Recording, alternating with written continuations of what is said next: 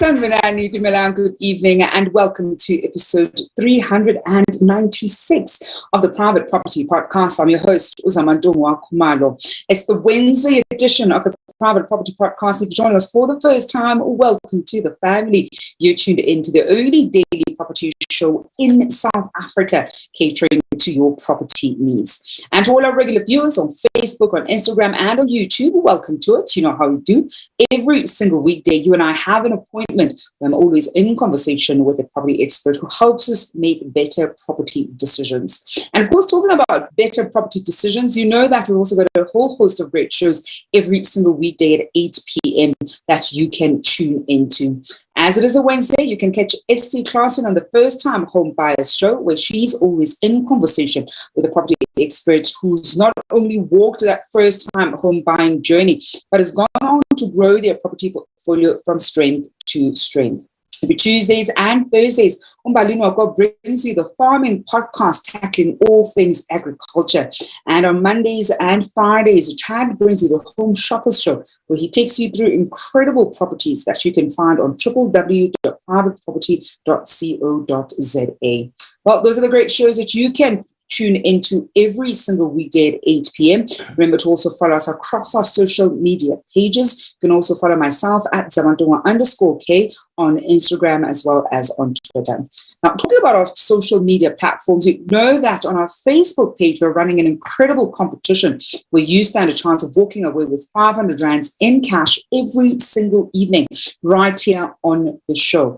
And all you have to do to walk away with that cash prize is to first comment on the pinned post on our Facebook page, where we want to find out some of the great property insight advice that you've picked up from watching the show. And of course, your name will go into a lucky draw where every evening we pull out one lucky winner that can walk away with that cash prize. And you have to be watching us live and of course claim that prize while the show is still on. And in the event where the lucky winner does not do so, it of course rolls over into the money bag, and the money bag just keeps getting bigger and bigger. Well, those are some of the great ways that you can get in touch with us and of course stand a chance of walking away with some cash right here on the Private Property Podcast. Now, yesterday, unfortunately, our winner did not claim their prize. We've got 1,000 rands in the money bag that is certainly up for grabs, and you can find out later on in the show who the lucky winner is, and I hope that they'll be able to claim it. It's the 1st of December. I can't believe how quickly time has flown by. I was even saying to my guest off air that it seems as though the year certainly is in a rush to end. But before the year ends, one of the things that we love doing, and we did this last year, is of course, firstly reflect on the year that was, and then look at the year coming up. Many people who have an interest in property want to be able to use some of the, the insights from the year and the years that was, and of course, looking at what they can anticipate for the upcoming year. And that's exactly what we're going to be doing this evening, exploring, will 2022 be a good year for property buyers? And to help us best make sense of this, what we should be looking out for, what are some of the factors that we need to be mindful of, and certainly be on top of if you have an interest in buying next year. I'm joined by Barrie Swart, who is the head of operations at Gumtree, South Africa. Very good evening, and thank you so much for joining us on the show. Hi, Zama. Very nice to be with you. Thank you for the opportunity. It's such a pleasure, Barrie. I think before we even look at 2022, let's first have a look at 2021. I mean, the reality is we've now had more than a full year of living in a COVID-era world and having to make different decisions and adapt. But also we've had an opportunity to look at certain trends for over a year. It's certainly been nearly 2 years now. I think what would be some of the trends that you've already spotted, especially even on your platform when it comes to property trends, from both buy side and even sell side, that I think our viewers would sort of find interesting when we explore the year that was in real estate? Yeah, I think a couple of trends that we've noticed, Summer, is there's definitely been a lot of listings that's on, not just on Gumtree South Africa, but on a number of property platforms around the country, where a listing leads with the title price reduced, which I think is indicative of a number of factors. But one of the things that's definitely come to light is that there have been a lot of sellers who maybe have got a little too much invested in their property. And when the time comes to sell, there's a lot of emotion that goes into it. And the best advice that I can give is, get professionals on board to have a look at what the prices are in your area. Prices have fluctuated dramatically in the last 18 months. And it's very important, if you are a serious seller, to price your property correctly, and professionals in real estate agents can certainly help you with that. So that's the one thing that we've seen. The other thing that we've definitely seen is that there's been a massive increase in rental properties, the number of rental properties available countrywide, but particularly in the big metros. And I think a big reason for that is that there's been a lot of uncertainty, not least of which being COVID. And because of that, there's been an injection of properties that may have previously been short-term rentals that have been put onto the long-term rental property market. So supply is up, and as a result, prices are down. Tenants certainly are holding many of the cards where previously a 10% rental escalation was the norm. You now start seeing markers like 1 month deposit as opposed to the traditional 2 months being asked by landlords. And it's certainly true that if you have a good tenant in place, it's in your best interest to hold on to that tenant. And we start seeing markers on property listings for rent where that certainly is the case. Another thing that we've definitely seen is the boom of what were traditionally small coastal towns that are popular with retirement, popular with holiday making and so on, which have seen property prices boom as people are no longer required to live in the big centers and very often in the heart of the CBD, where rental prices are high, sale prices are high, because they simply don't need to be there anymore. And remote working is becoming far more of an option. And a lot of companies are going full remote working, or where there is an option to do a hybrid, they're making use of those. And so we see the changing geographies for property demand, both from a for sale point of view as well as from a rental point of view, which is something that I don't think will slow down too much in 2022, but has certainly been a trend for the last 18 months to 24 months. And I mean, Barrie, I'm interested to find out from you if there were any surprises in terms of, some of the trends activities that you spotted in the past year, perhaps relative to pre-COVID era, that you really didn't anticipate, and it may have been something that kind of happened once off, or certainly is still prevailing even to date. Well, one thing that we couldn't have predicted from COVID, or could have perhaps predicted, is the boom in the digital economy. And that's not only isolated to the property industry, but all industries have been affected by this. And it's really that South Africa has almost been thrust into the digital era. We at Gumtree don't only focus on property. It's a marketplace that has a number of verticals, including property, goods, jobs, autos, and we see it in all of these sectors. That we've really been pushed into the digital age.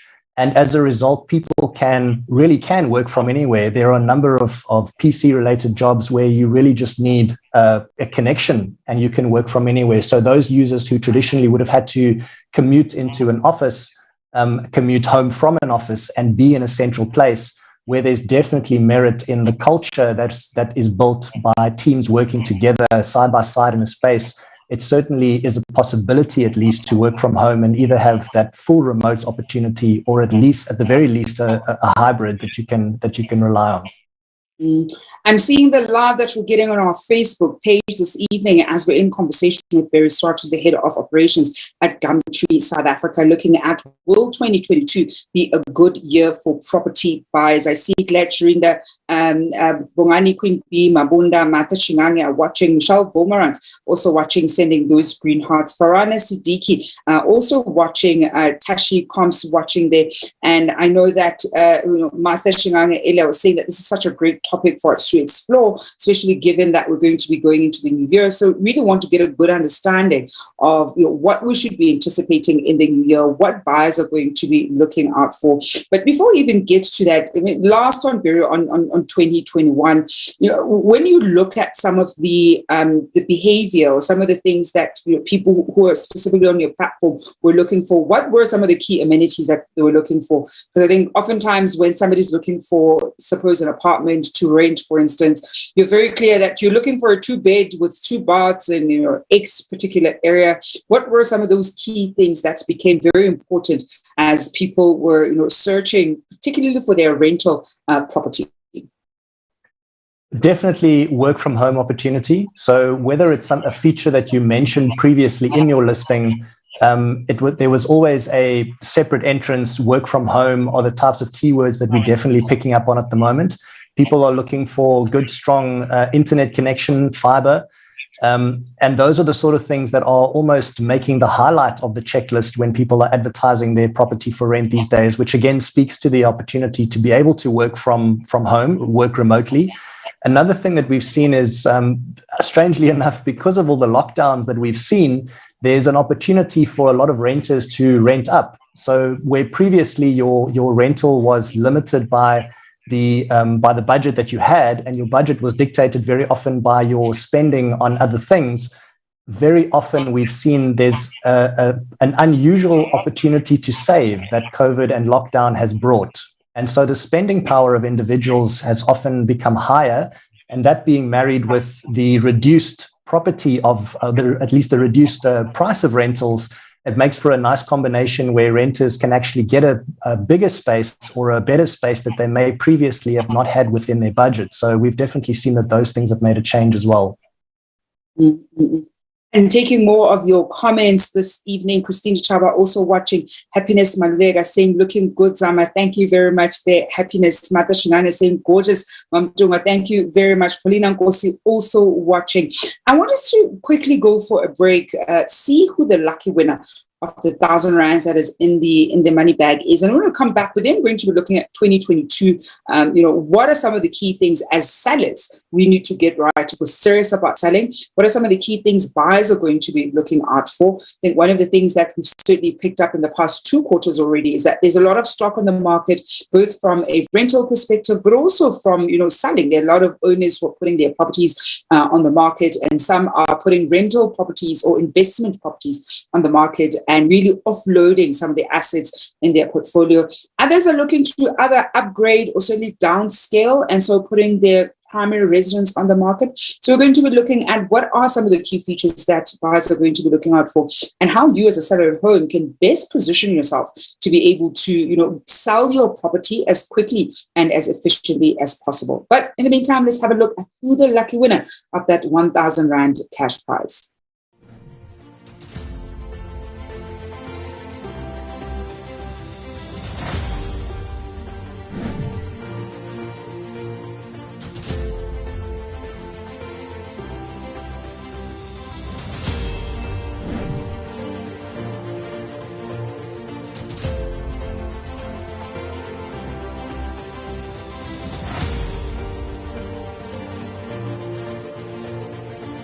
And that lucky winner this evening is Noluvuvo Kwinana.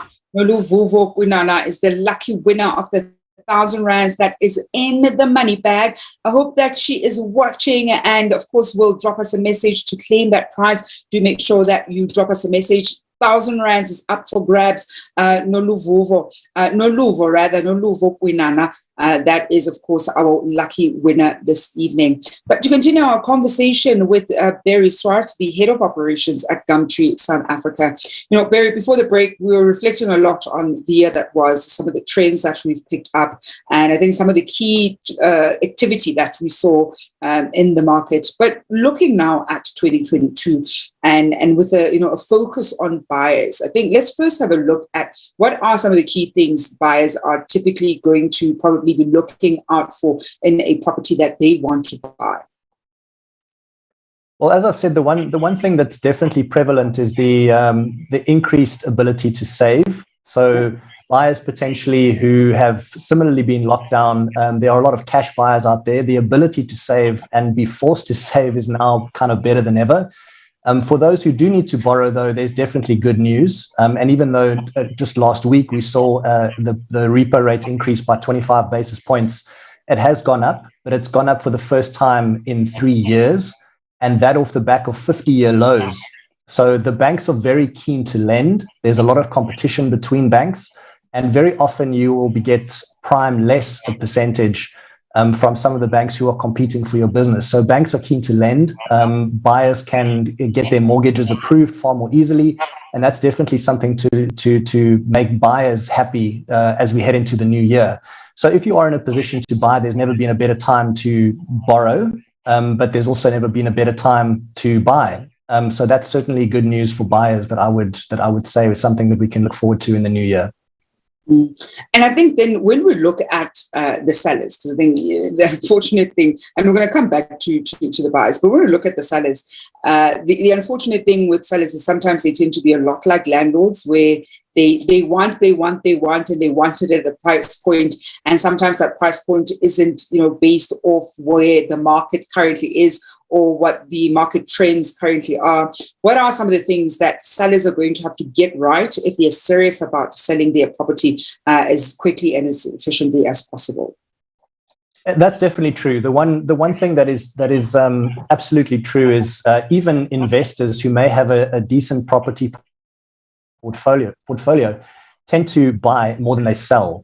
Selling is a particular thing that requires professional assistance to understand the market, to understand exactly which properties are selling and for how much in your area at the time that you want to sell, to make sure that you are able to price your property correctly. It's the reason I feel, or a big contributing reason, why we see so many listings begin with price reduced. And the unfortunate thing is that those prices, once they've been on the market for a certain above market price, it does tend to give you the assurance that maybe you haven't priced your property correctly and are now forced to reduce your price if you want to attract buyers.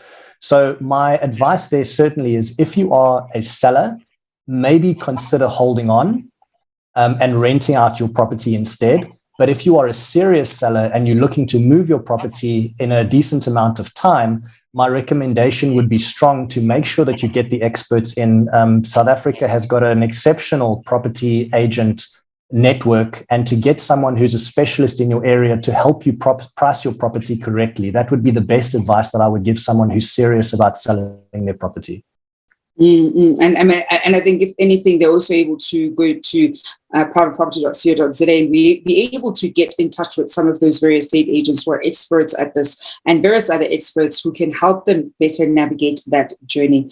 Going to more comments on our Facebook page, we've got Christine Dichara saying the process is stressful, pre-occupational bond transaction versus cash transactions, duration, addendums to the offer to purchase, municipal hiccups, etc., cancellation of transaction and costs involved. 2022, may it be a better year. And that's, of course, the process of selling. I think we underestimate how stressful that can also be. We often enjoy buying, and that's also admin intensive itself. But on the sell side, there's also as much admin, and I think it's also a very high stake activity to sell your property. Sometimes at the very last minute, the buyer's funding can sometimes lapse because the nature of their finances have, significantly changed. So it's just as stressful to actually sell a property, especially when you really want to offload that property, or you're looking to upgrade and you need the sale of this property in order for you to afford that one.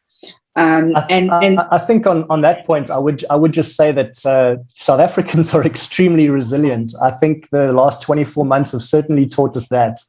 So yes, absolutely, it can be an extremely stressful process, both buying and selling a property. In professional hands, it is there is help out there that can help you to get your transaction across the line. But to that comment, I would say, absolutely, if we can make it through the last 24 months and what we anticipate in at least the first quarter to 6 months of 2022, South Africans are an extremely resilient bunch, and we handle stress particularly well. So I would think that we can make it through a transaction for sure. And talking about even some of that, the resilience that we have as South Africans.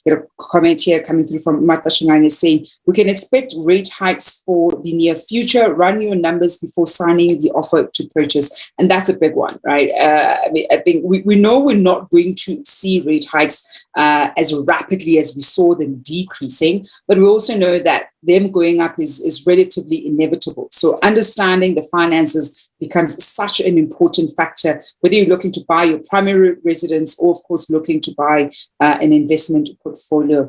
And I think, Barrie, when we look at even trying to, I'm going to call it timing the market, although I hate that phrase because I know it has a certain type of connotation, especially in the stock market. But how should people be looking at when to best buy, especially those who are looking to buy investment properties, and really not look? So they've got a primary residence, and now they're looking at an investment property. We've seen the first rate hike last week, and they're now, especially the newbies, because I think they're the ones who are more likely to think at this granular level around the uncertainty of when exactly to buy, whether to use low interest rates as the only factor or the leading factor in whether or not they should be buying an investment property or not. What are some of the factors should they be considering holistically beyond these historically low interest rates?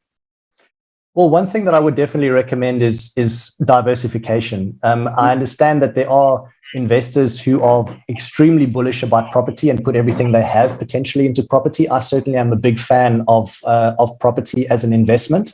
My recommendation to anyone who is kicking that question around is don't put all of your eggs in one basket. Get a sense of how much deposit you are able to put down, get a sense of how much you would need to borrow, and don't stretch yourself too thin. The other problem, of course, is there are many tenants who are also affected by COVID and other issues potentially where they're not able to service their rental. And if your reliance is 100% on that rental coming in to cover your bond, you may well find yourself in trouble.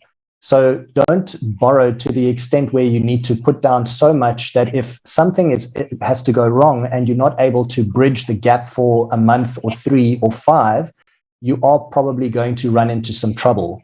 So if you are looking into something and you've not had a rental property before or an investment property before, my recommendation would be to start small. It's actually a much nicer feeling to build your portfolio up to 3 or 4 or 5 smaller properties as opposed to having all your eggs in one big basket.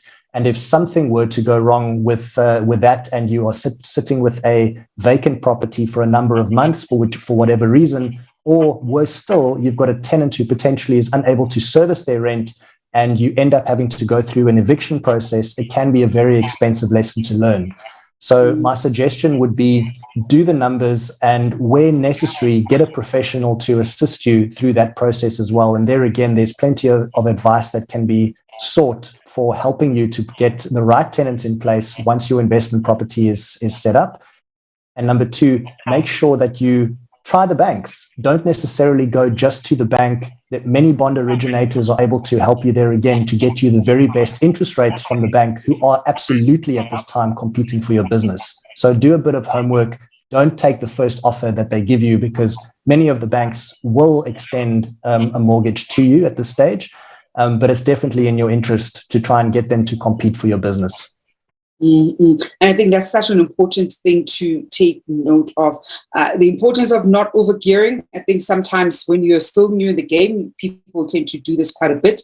You have to be careful with that one, especially these historically low interest rates. I think it's easy to fall prey to overgearing your portfolio and finding yourself in a particularly difficult position at the moment the interest rates slowly go up. And when we look at the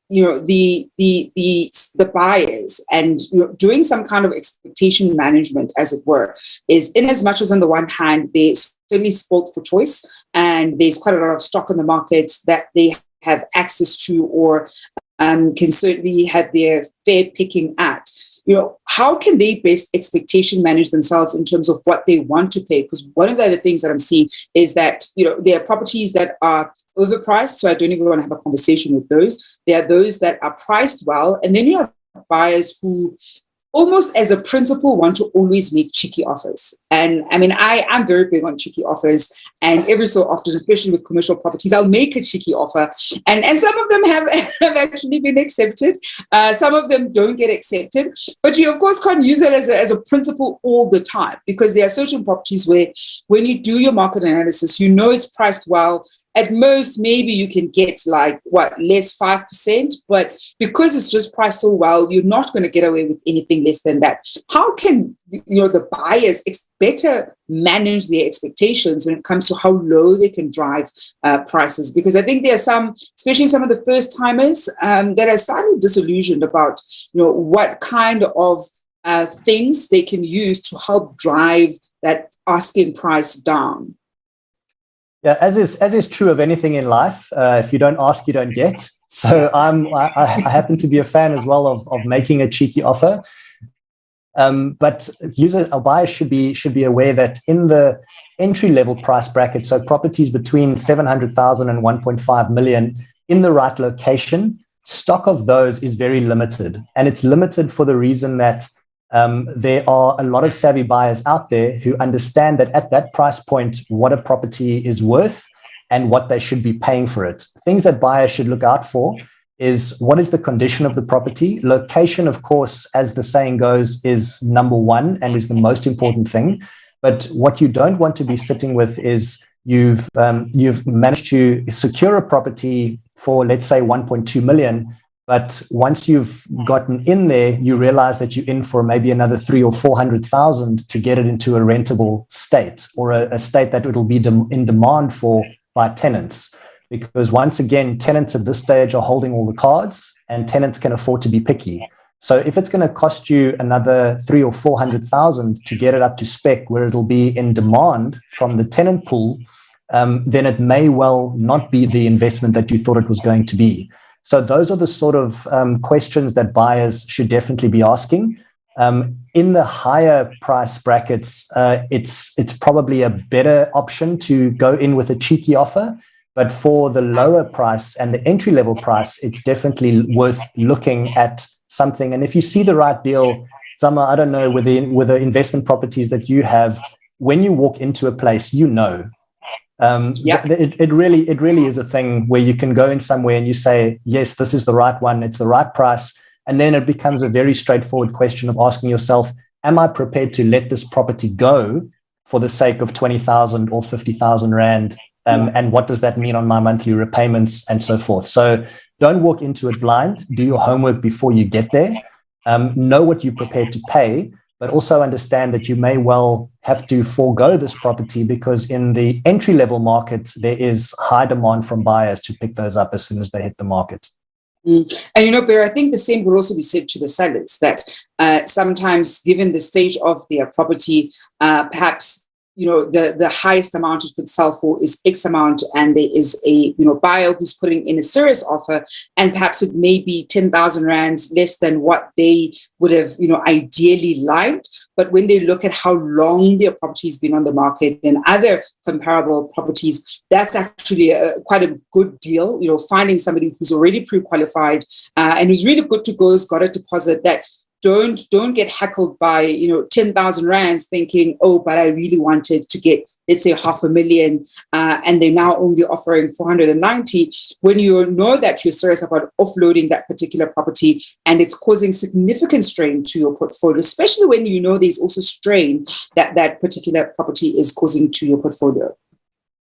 Totally agree. And sometimes, as you say, the price of holding on could be more than that 10,000 Rand that you're holding out for.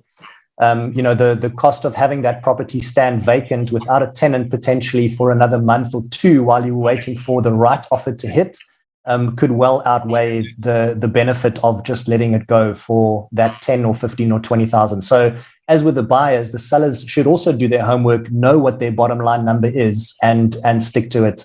And I know it's very difficult, but removing the emotions from these transactions from both a buyer's point of view and a seller's point of view is a good tip. And I think, Barrie, that's a great place to, actually, before we leave it there, I want to ask the final tip for both the buyer and the seller for the new year. So for 2022, final tip for buyer and final tip for seller when it comes to firstly, just getting their priorities right and getting what they want. So from the seller, you know that you want a particular property at a certain price point, whether you're looking for, an investment property, or of course, looking for your primary residence. And from the seller side, you're clear that you want to sell, whether you're offloading it because it's got quite a bit of pressure, it's applying quite a bit of pressure to your portfolio, or you're looking to upgrade, downscale, whatever the case is. Any final tips for those two when it comes to what to do in 2022? Final tip for buyer is do your homework and know your numbers. And final tip for seller is do your numbers and do your homework. It's very important. It's very important to know what you're looking for. As a new investor or as a savvy investor who's done this many times before, it's important to understand that you are, as a property investor, likely to buy more than you sell. Certainly, that's what a successful property investor would aspire to. So when the time does come to sell, make sure that you get your pricing right, get the professionals in to help you right off the bat. And from a buyer's point of view, understand that now really is a very good time to buy. Even though 2022 will likely see further price increases, we've not seen, I certainly haven't in my lifetime seen interest rates as low as they currently are. So there is definitely an opportunity to be able to still make use of that. And the banks are competing for your business. So to your earlier point, if you don't ask, you don't get. So definitely put them up against one another and see who can give you the best deal. Barrie, that's where we're going to end it off this evening. Thank you so much for joining us on the show. Great pleasure. Thank you very much for having me. And that is Barrie Swart, who's the head of operations at Gumtree, South Africa, wrapping up the Wednesday edition of the Private Property Podcast with myself, Zamantungwa Kumalo. Unfortunately, our winner did not raise their hand, so we've got to roll over. 1,500 rands is up for grabs tomorrow evening. Well, that's my cue to leave. We're going to be back on your screens tomorrow at 7 p.m. From myself, Zamantungwa Kumalo, and the rest of the team. Do watch out for SC Classen on the First Time Home Buyers Show. Until then, hoping you're staying home and staying safe.